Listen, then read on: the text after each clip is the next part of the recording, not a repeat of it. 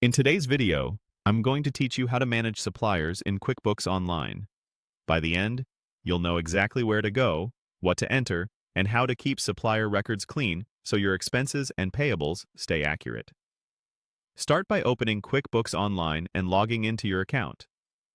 Once you're in, look to the left menu and choose Expenses, then select Suppliers. This is your hub for creating, viewing, and maintaining supplier profiles. To add a new supplier, choose the option to create a new supplier profile. You'll see a detailed form. Enter the name fields as they apply to your situation, including title, first, middle, last name, and suffix. The supplier display name is required. This is what you'll see in lists and on transactions, so make it clear and consistent.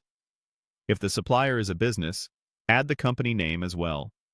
Next, add contact information such as email, phone, mobile, fax, other phone, and website. Keep these fields accurate so invoices and communications reach the right place, and avoid entering any sensitive personal details that aren't necessary.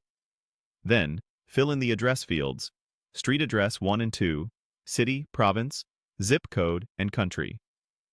Complete addresses help ensure forms and tax details populate correctly. If you have any helpful internal notes, add them in the notes area.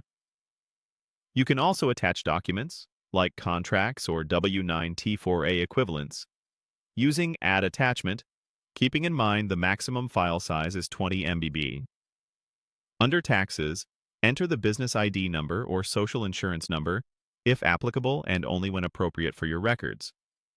In Expense Rates, add a billing rate per hour if you bill by the hour with this supplier.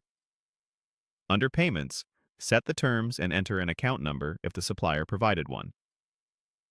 In Accounting, choose a default expense category so QuickBooks automatically uses the right account when you create bills or expenses for the supplier. If there's an opening balance, enter the amount and the A's of date to reflect what you already owe at the starting point of your records. When everything looks good, click Save to create the supplier. You'll now see the supplier in your suppliers list, where you can view balances and manage transactions. To view or edit an existing supplier, find them in the list and click the supplier name. Make any necessary updates in the form, then click Save to apply the changes. To check what you owe, look at the Open Balance column in the list. For more actions, use the Action menu to access options like editing or deleting the supplier when appropriate. If this video helped, please like, subscribe, and share. Thanks for watching.